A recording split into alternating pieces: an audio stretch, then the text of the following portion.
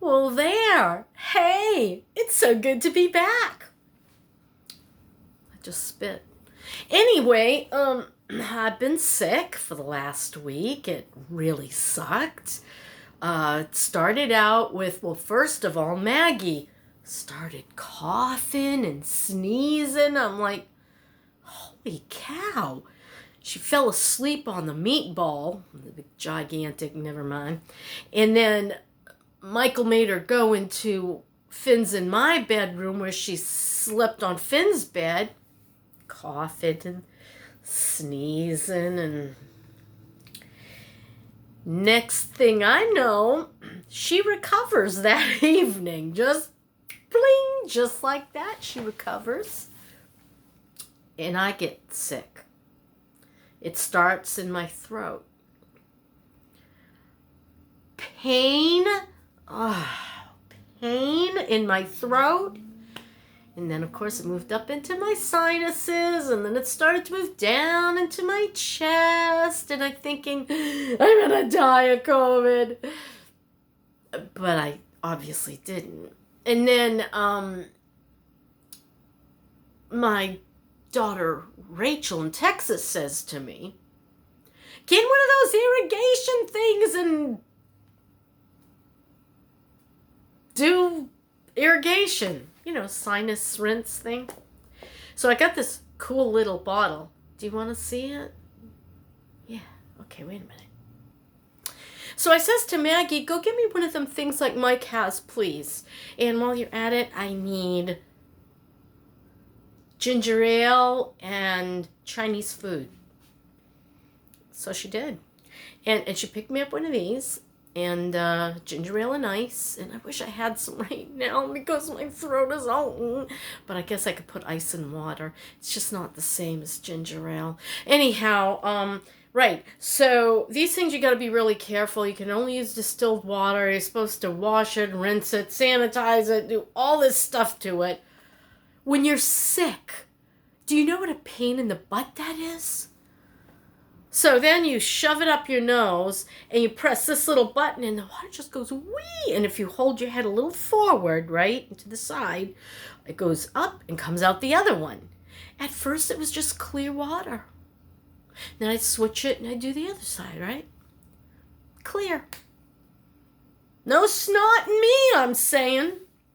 On the third day, aliens. Aliens put goo inside my head.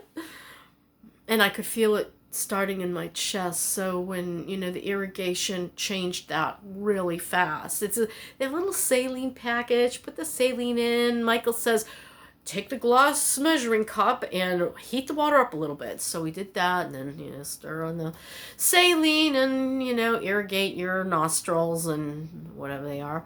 And, yeah, it stopped that dead. I was like coughing up alien crap, and so, or, Ghostbusters stuff like ectoplasm or whatever the heck they call it. So, yeah, and so that like ended after 2 more days. Came, my chest, that stopped, and then, but I was getting these stabbing pains through my head. And every time I blew my nose, my ear would do some sort of alien mothership call. And then, I like aliens a lot. And spaceships. And then, so I went this morning to the doctor. I was supposed to go yesterday. Wanted me to go all the way up, like 45 minutes from here, because their clinics don't have enough doctors. And I said, I can't drive. I said, I'm so woozy. I could barely stand up. I was still that bad yesterday. This morning, though, I woke up. I was a lot better, able to stand. And she called me in an antibiotic, but now I'm not sure I'm going to take that. Yeah. I'm thinking to myself, I kind of like to hoard important drugs. Stuff that, like, if I was really, really bad and I can't get in like I couldn't, I would have it available. So hang on a minute. I think there's an alien in the front yard. Dang it, it's just an Amazon delivery truck. So anyway, back to my alien story. No, I don't have an alien story. But I came from Hampton, New Hampshire. Lived there for many years, and there were these two crazies that lived in Exeter, New Hampshire, and said that they were, abducted by aliens. Once you heard them talking, you knew they were nuts. But that's beside the point. I'm sure there really are alien abductions, and if you've had one, leave a comment below. So, okay, so what's been happening? Well, I was sick, and now I'm better. 5 minutes. And, no more aliens. Just a lot of garbage out front that they haven't picked up, recycling, And, I don't know. Where was I at? Look, cough drops. I'll be right back. I prefer Luden's licorice, but these will have to do. I'm still a little, and my ears are blocked up. But when I blew my nose today, it didn't make that alien mothership sound. So I think I'm getting better. I think I'll do some more irrigation, but that needs to be seriously sanitized because I've been manhandling it. And so as you know, I picked up my vehicle from Kurtis. So I waited 2 long months to fix my AC, rip out my rug, and check it over very carefully, see if there was anything else I needed. And while he did get it blowing at the top, there was no blowing at the bottom. And it was hot, not cold, when on AC. And the other problem was, there were problems. He didn't rip up the rug. He didn't want to rip up the rug because we would have to put something down, and he needed me to decide what that was. I was so angry when I realized what he had not done and what he had charged me for what he had not done. I wanted to go up there and rip his throat out. But instead, I prayed. There's something new. I sat down and I said, hey, God. I didn't really say that. I said, we need to talk, okay? Now look, we've been on the outs for a very long time. And I just keep, I keep funneling back to you and leaving and funneling back to you and leaving. And I just need to know why. Why am I going through so much crap? I know Mike Hunt and other people are saying, you need a real mechanic. Well, these are real mechanics, okay? Licensed, insured, these are real mechanics. They're just not Firestone or Midas, which is mufflers, or I don't know, Jiffy Mart. No, that's not a car place. Jiffy Lube is, but they don't do things like that. There's a million mechanics around here, and they all have attitudes. They all have attitudes. I called every real mechanic on the face of the earth around here. I even brought my van into several of them when I first realized that the first mechanic damaged piston 2 and 3. There was already something wrong with 4. But it wasn't a busted piston. It was cylinder 4 was misfiring. And Bozo the Clown put in the wrong shocks, as I'd said previously, and it chipped the pistons, and suddenly my van sounded like poo. And they never say anything like, something went wrong. No, they just like, yeah, cars are all ready. And this guy was, this guy had his plate on the wall and everything, license number with Florida, the whole 9 yards, okay? Plus a number to call if you're dissatisfied.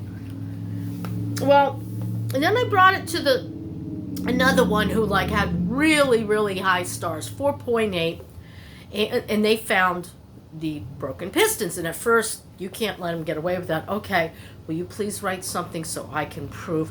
I don't know if we want to get involved. Well, how much would it be to get a used motor and change this out. With a 3-month warranty, at least 5,000. At least 5,000? At least 5,000. For a used motor, yes. What kind of warranty? 90 days. Well, I take my van home, and I cried. And Michael took me back to Butthead number 1. And I got my money back for my spark plugs. He should have said, you give her that entire amount or I'm going to kill you. But Michael's a nice guy, so. I should have said, you give me all my money back or I'm going to burn this damn place down. Because, that's kind of how I am. But I didn't. I did say, Sal, you damaged my engine. It's going to cost me at least $1,500 to fix this. It's like, it just... if I didn't have arthritis, I'm telling you. So, so I'm talking to God about this whole situation, and I said that, help me to see this in proper light, Why do you keep holding me up? I want to get in my van and drive. I just want to get in my van and drive. I still ain't driving.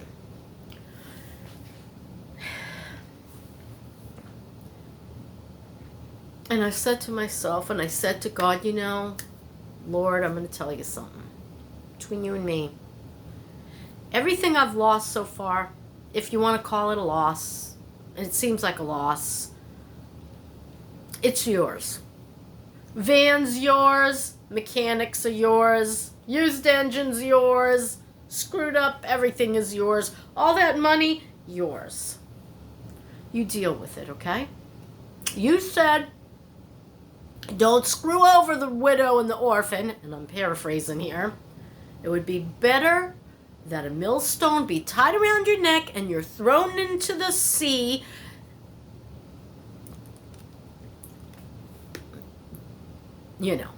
that sort of thing, than to, offend one of these little ones. And I feel about as little a one as they come.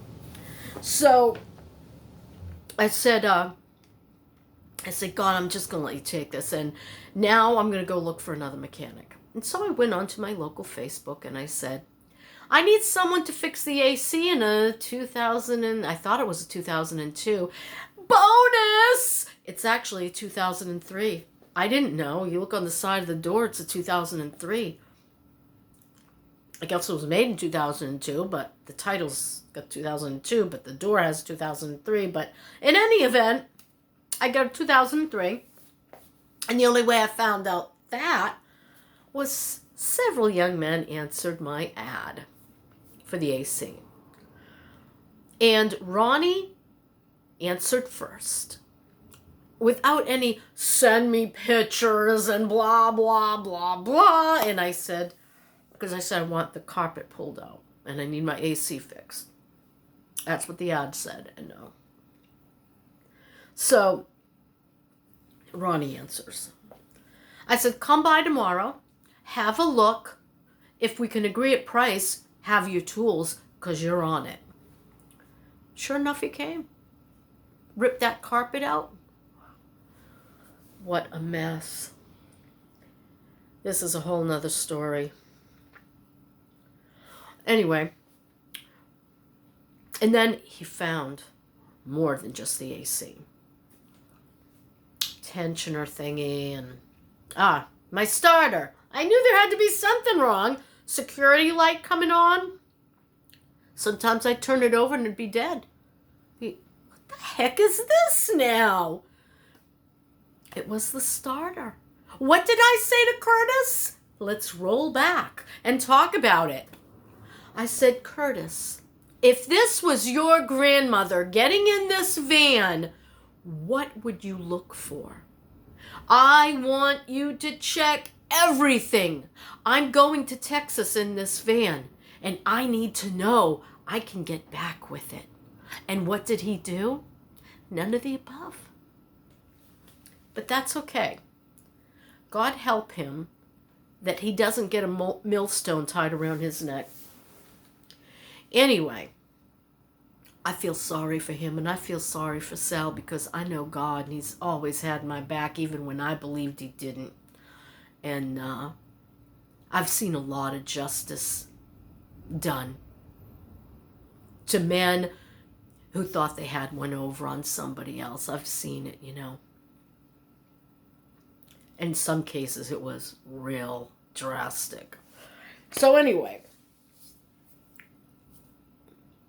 but this new guy is finding stuff. He says, look, I hate to be the bearer of bad. I said, please don't do that. He says, I just hate when you get disappointed. Because he'll show me something and be like, oh, yeah, I can't do that anymore because he doesn't like it. It bothers him. He says, well, I got to tell you something.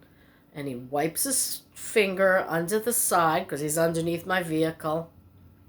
I know what that is. That's pink transmission fluid leaking.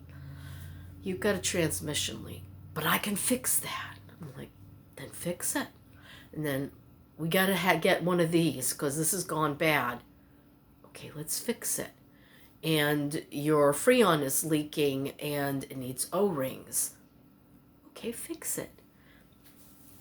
Well, it costs money. You know, these parts are expensive. And, sorry about I need my cough drops. I'm sorry. It hurts my throat to talk, okay? And, so he replaces the starter with a lifetime warranty starter. I says, no, let's not get a 1 year one. Let's get the top of the line starter because you never know when it's going to happen again. So we get the best one. The tensioner, they didn't want to give him a warranty unless he bought the belt. So we bought the belt and we got a 3-year warranty on the tensioner and the belt.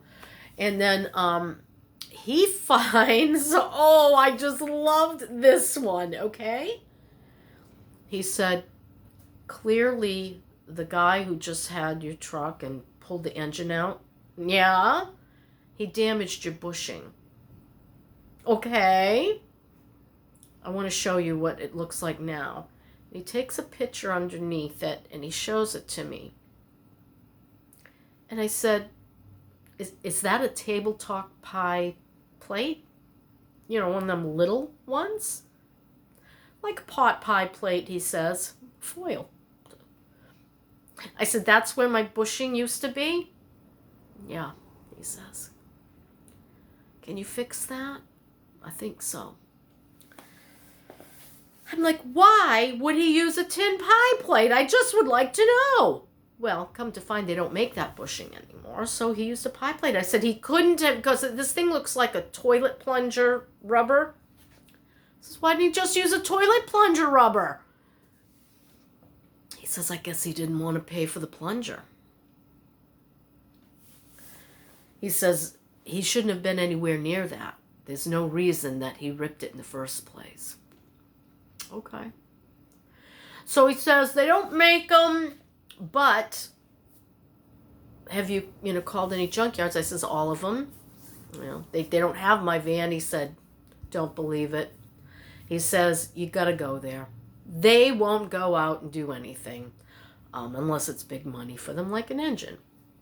So he says, I'll go and I will start looking around. I'll find you another bushing. Like, sounds good. He says, I do upholstery too. I said, yeah. He said, I can redo this interior for you if you want. But he wants to start getting into water and this and that and the other stuff. I'm like, nah. I don't want anything that can break. I don't want water systems and toilet systems and shower systems and cooking systems. I just want my van with a bed. I got my potty bucket and I got my cook stove and I'm good. Got some USB fans. I got, all these little power banky things and the jackery and the... He's a little hard of hearing when it comes to that. No, it's only $75 for the water, and you do this and you do that. And I'm like, there's no room for it. Let's not go there right now. So we stopped talking about the interior. Then this morning he didn't show, and I'm like, well, next one on the list. And I text him, I say, hey, look, and I don't want to lose him. He's one of the good guys. I said, he has a little boy, and his little boy's not well. But he takes good care of him. He has 2 other kids and moved his parents in with him. He's just a nice guy. Came down here to escape, I guess, the little boy's mother, who I guess does a lot of drugs. So my little boy is damaged, and I'd rather give my money to him, and he's very reasonable. I can go to one of these auto places for $80 to $110 an hour and really not know what I'm getting, because they just hire guys, and some rich guy owns the places. It's, not like they're backyard mechanics. No, these are, the big guys, the real people, the mechanics. And I could go pay 100 something an hour. But I pay Ronnie $50 an hour, and he wanted $80, and I said I can't pay $80, and we agreed to $50, and he comes, he does the work, he shows me whatever's wrong, I get to see it, and then he replaces it, and so he didn't come, and I see he's on Messenger, and so I texted him. I said, you know what, Ronnie, if you don't want to come back, please don't feel like I'm going to be mad. I'm not going to get mad. You owe me nothing. I said, but could you please tell me what was left to do? And I don't hear from him for 2 hours. He looked at my message, but he's doing something else. And finally he answers, and he said, I'm not one of those. I'm not walking away. He said, we had a house fire this morning, and he showed me pictures and said, I'm trying to figure out where to put my family. He says, I'd like to come tomorrow because I need the money. He says that his insurance will definitely cover the hotel, but he won't get the money for several months. So he needs the money now, and he's talking to Red Cross and trying to get people to find a place for them.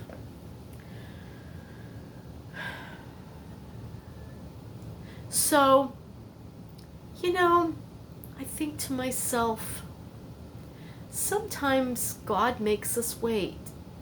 Maybe we don't. Maybe we're so gung-ho to get from point A to point B that we needed to make a stop in between and stop and think about it before we proceeded.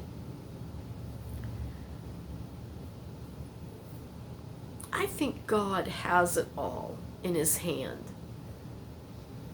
It isn't always the way we want it to be. It isn't always, sunsets and roses. No, it isn't. But along the way, we get that good feeling from people who are real and people who care. People have pride in their work. We meet others along the way who understand our trials and tribulations because they've had them too. Sometimes we need to stop and wait. And that's not always easy because we're like, I'm in here and I'm like, I'm going to lose my mind if I can't get out of here. I'm going to lose my mind if I can't get out of here. And all in good time. All in good time. Have patience. Have faith. I'm not very good at that, I admit. When hardship really hits me hard, I get pissed. I'm not a happy camper. I get mad at God. Really, really mad at God. I'm sure he gets mad at me too, but my husband's illness wasn't my fault. You ask his family and they think, I was the devil. not only, am I the cause of him getting sick, and I shot him according to their, rules and regulations, and that's bothersome because I gave up my life for almost 6 years, and it was not an easy time. I was suffering too, and I had to do everything, and I was pretty angry at God. Pretty angry. Now I try to look at it this way. I know that to be absent in the body is to be present with the Lord, so I believe while his body is in that box on top of the fridge, just as ashes, I believe his spirit rose up to be close in the arms of Jesus. And I know there's life after death because I said to him, if you have any chance of letting me know when you die that we are spirit and that we do go on, would you please let me know? If I can, I will, he said. And I said, you've got to make it really clear. And he did. He did 3 times. Well, more than 3, really, because that one incident with the shower drain was so creepy. But it was so Dennis, and I'll do another one on that because I think I erased that one because it was such a creepy opening picture that I wanted to redo that one, and I will. Exactly what happened that very next morning.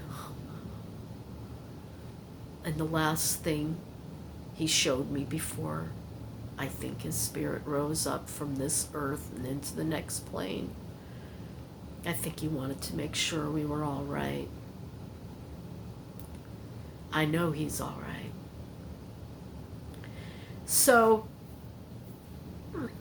yeah, I hear comments and they're like, yeah, she needs to get a real mechanic and look at what she's done. And I'm okay.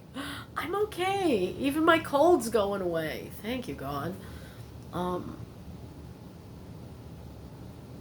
Maggie, Mike, and Finn have gone on a little vacation, just the 3 of them to get away. Usually Mike takes all of us, and he felt really guilty about it. I said, no, don't be that way. I could use a rest. I'm sick. I don't want to go nowhere. And Denny Jr. and I were going to go out to dinner because Michael left us one of the business credit cards so that we can go out and, do whatever we want to do. Dinner out sounds really good. Denny's going to choose. I said, let's go to this Italian place I really love. And but he said, you know what, let me think about that because, he's trying to get healthier. And I said, whatever you want. I'll follow my diet no matter where we go. Oh, the diet's a whole nother story. That'll have to be another video. But as far as the van goes, the seats are out of it. Yes. And the rug is out of it. And I was going to have him shampoo all the interior and the seats. I still want him to shampoo the seats. But I'm starting to think that maybe I would like something more than that. And I will tell you that in the next video because that's a whole nother story. And I just wanted to say hi. I'm here. I just was sick. And I'll start making videos again. I have a lot of news to tell you. And you can get that in my very next video. That's my story and I'm sticking to it. Talk to you later. Bye.